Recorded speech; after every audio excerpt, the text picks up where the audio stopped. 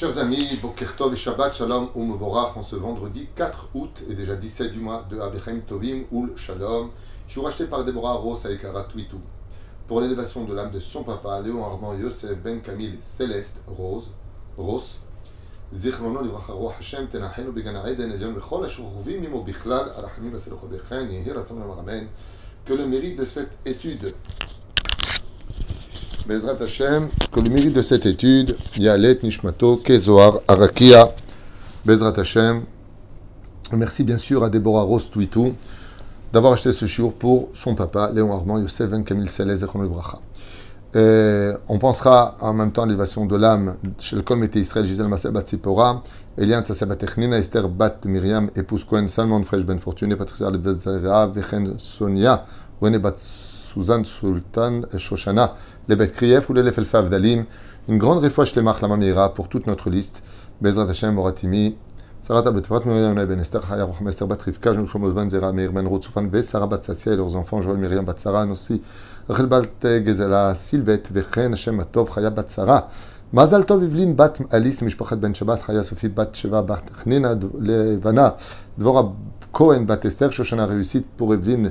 Rebecca bat Sarah, Vechen Tzipora, Haya bat Sharon, Mazal Yaakov ben Sarah Laloum, Vechol, Bezrat Hashem, Chol Israël, Bezrat Hashem, et une réussite pour toi, Déborah. On commence tout de suite notre shiur de ce vendredi matin donc dans mon bureau, aujourd'hui, parce qu'il y avait du bruit de l'autre côté, avec Rabbi Chaim Ben Attar, ce très très très grand tzaddik qui d'ailleurs avait mis en garde tous les Gdolé Israël, tous les grands d'Israël, leur disant de faire très attention, de comprendre que le but de la Torah, c'est de descendre vers le peuple. Et là, à propos de sa magnificence et sa Torah hors du commun, il prend un des versets de la Torah dans le chapitre 9, verset 16, qui dit « Ve'in echatatem lachem » voici que vous avez fauté vis-à-vis de Dieu, Elokechem, votre Dieu, Asitem lachem egel masecha sartem ma'er minaderer, et vous avez très très vite quitté le chemin. Effectivement, dès qu'une personne a le malheur de faire des fautes, eh bien, chaque faute représente un écran qui va éloigner l'homme de son objectivité, c'est de servir Hachem. Car les Neshamot, les âmes que Dieu nous a données, sont adaptées à tout moment à respecter la volonté d'Hachem. Être juif, ce n'est pas un titre simplement, c'est d'avoir une âme qui est absolument pure et qui malheureusement peut s'encrasser à force de s'assimiler aux nations du monde, de manger non cachère, de parler vulgairement ou de se comporter à l'opposé de ce que demande la Torah, va créer ce qu'on appelle des remparts entre notre neshama et l'objectivité du chemin qu'on doit prendre. Et c'est ce qui a marqué quand il y a eu la faute du veau d'or, explique la Torah, Vesartem ma'er minaderer. À partir du moment où tu commences à glisser, la glissade, elle est violente et elle peut t'emmener au plus profond du théum, au plus profond des abîmes.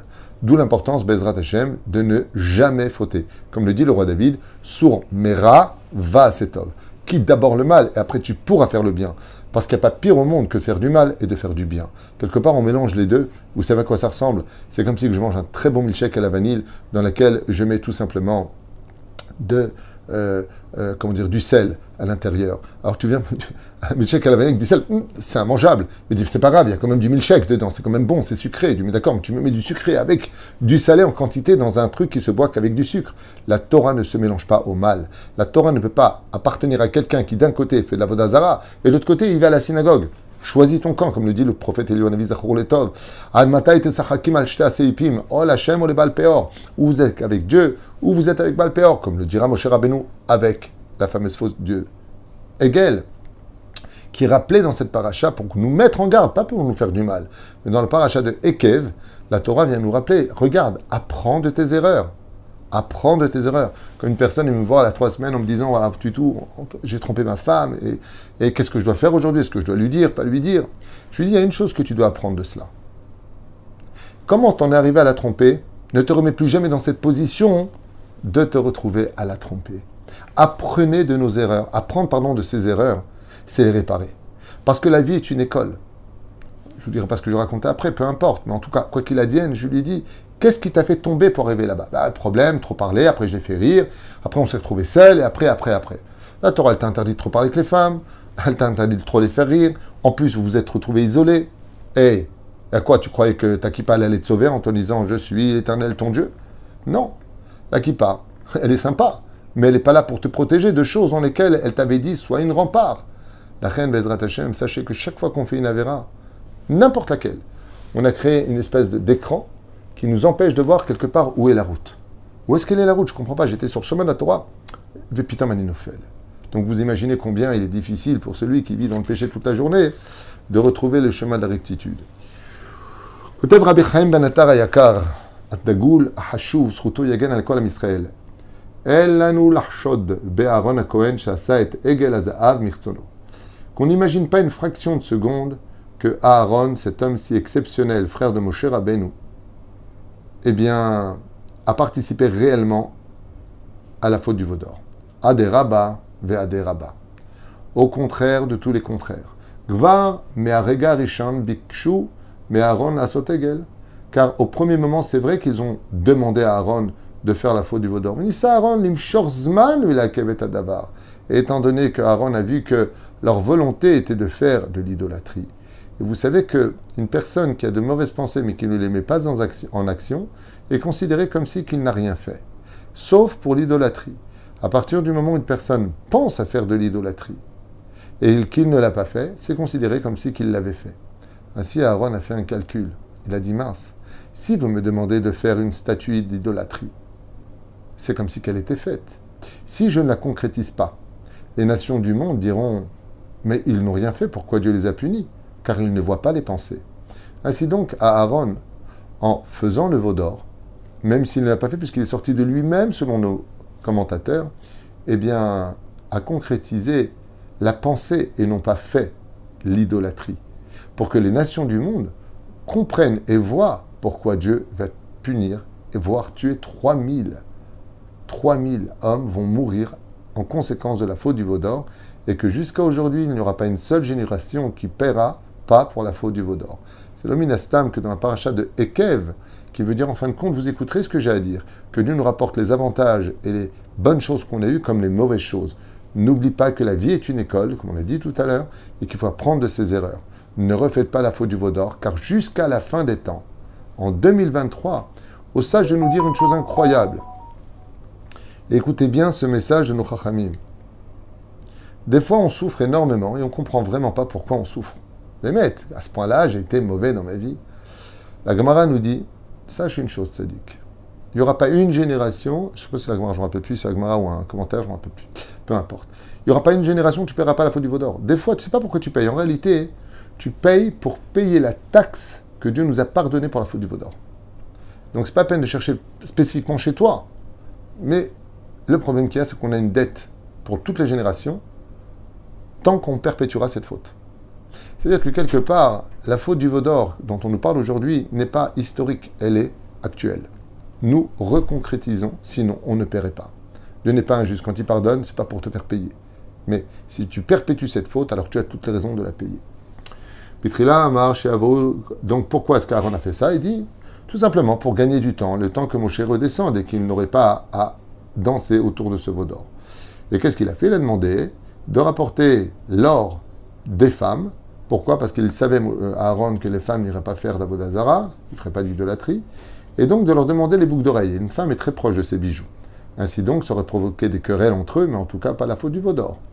Et ainsi donc, Vayomer Alehem Aaron, Parkoun Izme Azaav, Asher Beozne Neshechem, allez demander et prendre les boucles d'oreilles de vos femmes, et viu elai, et apportez-les-moi. Vechen, Ora Lahem, Shaviu Zot Beatzmam, et dit ne demandez pas ça à qui que ce soit, mais allez le faire vous-même.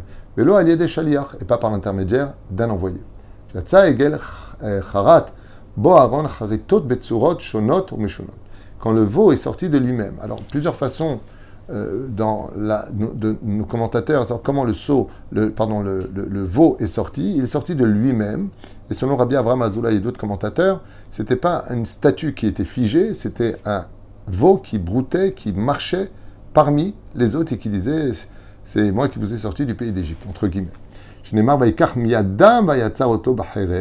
Et donc il a gravé à Aaron toutes sortes de choses sur l'or du veau d'or. Et donc qu'est-ce qu'il a voulu faire? Repousser cela au lendemain, en disant maintenant qu'il est sorti, je vais essayer de faire des gravures dessus, patati patata, avec le kahlama, donc non seulement Il avait un problème, c'est qu'il comptait prendre beaucoup de temps pour soi-disant le façonner, le temps que Moshe redescende. Quand il a vu que le veau est sorti de lui-même à cause du tas qu'a jeté Micha, fils adoptif de Moshe Rabbeinu, dans cette cuve d'or, le veau est sorti de par lui-même à l'échor, comme c'est marqué là-bas, monte veau, monte veau. Et donc, qu'est-ce qu'il a fait? Il a attrapé le veau et il a commencé à le sculpter un petit peu, de l'arranger, de marquer toutes sortes de choses, soi-disant, pour que gagner du temps. Ah, kol zot lo hazar ul basof. Abdou et Aegel. Mais le Yetzer Hara s'est mêlé à cela et il n'a pas permis de gagner du temps. Tout s'est précipité et malheureusement nous sommes tombés dans le piège. Madoua lo itzliach Aaron le akvam. Et le Rahim Akadosh il dit, et pourquoi Aaron n'a pas réussi malgré tout à gagner du temps? Parce que le Yetzer Hara, quand il faut faire du mal, vous verrez qu'il va toujours nous précipiter à faire les choses. Quand il s'agit de faire du bien, il va tout faire pour nous retenir de ne pas faire les choses. Nous, on doit renverser la mesure. Quand il s'agit de faire du mal, alors prends le temps qu'il te faut. Peut-être que tu changeras d'avis. Repousse-le au lendemain. Mahar, demain, sont les lettres du Mourahem, miséricorde. Par contre, quand il s'agit de faire des mitzvot, zrizim makdimim la mitzvot, cours les faire, de peur que tu regrettes et que tu n'aies plus le temps de les faire. Ou bilvad, chez Asu et Avera, le lamdecha, kbinene Avera, akol oler bekalut bemirut. Et donc Rabbi Chaim Ben Eter lui dit, tu verras que dès qu'il s'agit de faire des péchés, bizarrement le Yetzer Hara enlève tous les obstacles et que ça va extrêmement vite. Les autres me disent chez Yetzer Hara, l'homme afria, parce que le Yetzer Hara ne se tient pas sur ton chemin, car il veut que tu tombes. Adraba, ou au zer, et tu verras même de l'aide pour arriver à le faire. C'est pour cela que tout ce qui est kadosh, comme ce magnifique monument qu'on va essayer de construire très prochainement, combien d'obstacles on a eu pour le faire, vous n'êtes pas au courant, c'est impressionnant, espérant que ces élections nous apporteront tous les avantages, nous même réduit, un truc de fou, mais on réussira, vous inquiétez pas, et c'est très proche. La reine, dès qu'il s'agit de Torah, de Kedusha, dès qu'il s'agit de mariage, dès qu'il s'agit d'avoir un enfant, où vous allez voir combien ça va être dur quand il s'agit de quelque chose d'important. Mais quand c'est pas vraiment important, tout va très vite. Il n'y a pas d'Yetzer Hara sur la route. Et c'est pour ça que cette paracha nous rappelle la vote du Vodor. Sartem marer minaderer. Vous avez vite quitté le chemin de la Torah. Quand il s'agit de tomber, vous allez très vite. Quand il s'agit de faire teshuva, doucement, doucement. Et c'est pour cela qu'aujourd'hui, comment est-ce qu'on peut réparer réellement toutes les mauvaises choses qu'on a fait? Quand il s'agissait d'aller en boîte de nuit, on n'était jamais fatigué, on y allait vite, on était content et on tapait des mains. Maintenant que tu vas à la synagogue, il faut y aller vite, il faut taper des mains, il faut vraiment que tu montres que tu es pressé d'y aller. Et il n'y a pas pire dans les péchés. Comment on peut savoir si un péché vraiment il est grave? Si tu vois que le Yetzer Hara t'a aidé à y arriver plus vite, tu peux être certain que c'est un péché qui est extrêmement grave, comme la faute du veau d'or. Et par contre, quand il s'agit de mitzvot, et que c'est kadosh, tu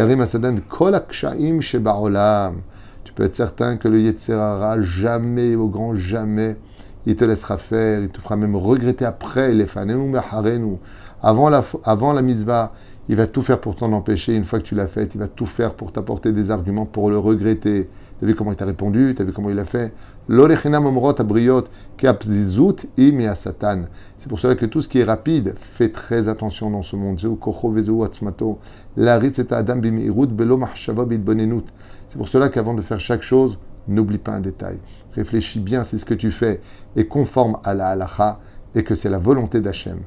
Ensuite, si tu veux un deuxième signe, c'est très simple. Si pour faire les choses, tout se passe tellement rapidement et facilement, ce n'est pas forcément une bonne chose. Car si c'était vraiment kadosh, n'oublie pas que là où il y a du miel, rentrent les mouches. Et la reine y a filou. La abdon mikan nilmad. Vous connaissez tous cette histoire de ces Cosaques en Russie. Il y a à peu près 2 siècles de cela, ils ont enlevé un enfant juif et demandé une rançon en contrepartie. En hébreu, c'est un des plus hauts degrés de tzedaka, ça s'appelle Pidyon Shivuim. Libérer un enfant pris. Et donc, les policiers qui avaient, enfin ces Cosaques, ces soldats qui avaient volé cet enfant juif, ont exigé une somme astronomique de 20 pièces d'or, ce qui était énorme comme fortune, on va dire plus de 200 000 shekels aujourd'hui. Ils sont partis voir bien sûr le rabbin, qui était dans leur village juif, et ils ont demandé de faire un tarbit, c'est-à-dire de récupérer le plus vite possible cet argent. Et le Rav, il a fait une lettre tout de suite, Bavada, et que chaque juif a le devoir de participer pour libérer ce juif. Et voilà que,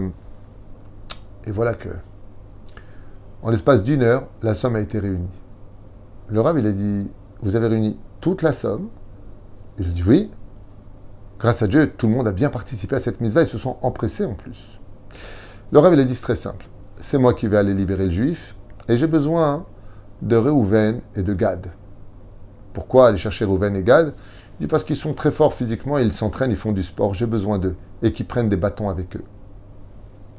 Les juifs, le président de la communauté, tout le monde n'a pas compris, mais le Rav a parlé, on se tait. Quand on est un président et qu'on connaît son rôle, on ne prend pas la place du Rav. Le Rav, c'est la Chokhma. Le président est là pour aider le Rav, et pas obéir au président.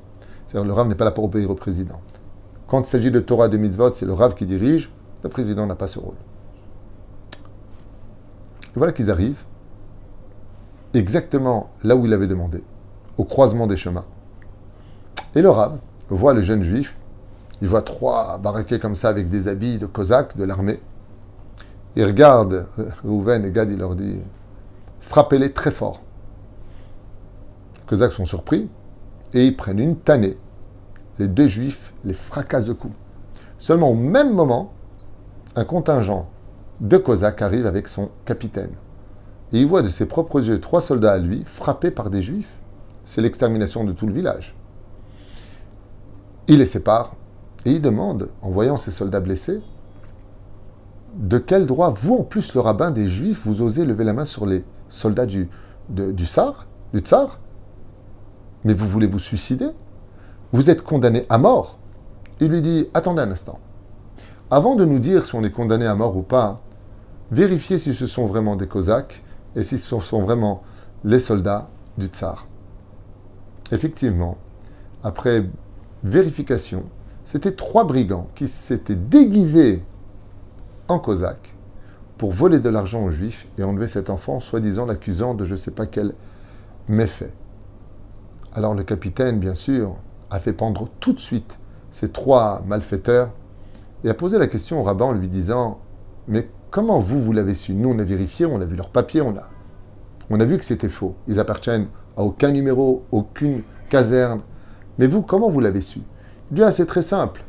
On a réussi à ramasser de l'argent en 1 heure, alors qu'il aurait fallu peut-être 2 à 3 jours. Quand ça se passe très rapidement, c'est que ce n'est pas une vraie mitzvah. » C'est pour cela que j'ai compris qu'il ne s'agissait pas de vrais Cosaques, mais d'usurpateurs, et que l'accusation était fausse. Ainsi donc, je me suis permis de lever la main sur eux. Et le capitaine me dit, et moi je me suis permis de les mettre à mort. Ils se sont serrés la main et chacun est retourné chez lui. Quand c'est trop facile, quand c'est compliqué, c'est qu'il y a un problème quelque part. C'est peut-être pas les Shem Shamaïm. Mais quand on fait quelque chose des Shem Shamaïm, et je peux vous affirmer, chers amis, que on a fait des choses dans la vie grâce à Dieu. On a construit aussi à Jérusalem un magnifique kollel. Alors ce binyan, il doit être tellement important parce que j'ai jamais vu autant d'obstacles du début à la fin pour ce binyan. On a refait les plans et refait les plans et ils nous ont interdit de faire ça. Un truc de malade. Mais Bezrat Hashem, on va tout récupérer et on va tout faire. L'argent que vous avez investi pour faire ce binyan et celui qu'on vous demandera pour la suite, vous verrez Bezrat Hashem, comme l'a dit le Rav Shlomo Amar, grand rabbin d'Israël, aujourd'hui grand rabbin de Jérusalem, c'est la préface du Beth Amikdash. Et je peux vous dire que c'est certain avec tous les obstacles qu'on a eus. Par le mérite de Rachem HaKadosh, Amen, et que cette étude allait Nishmato, Shel Hashem Atov, Adegul Vachashuv, Baruch Hashem, qui a été acheté donc pour l'élévation de l'âme de Léon Armand Yosef Ben Kamil Céleste Ross. Roch Hashem, Tenahen, Obegan Eden Elion, en ce vendredi matin.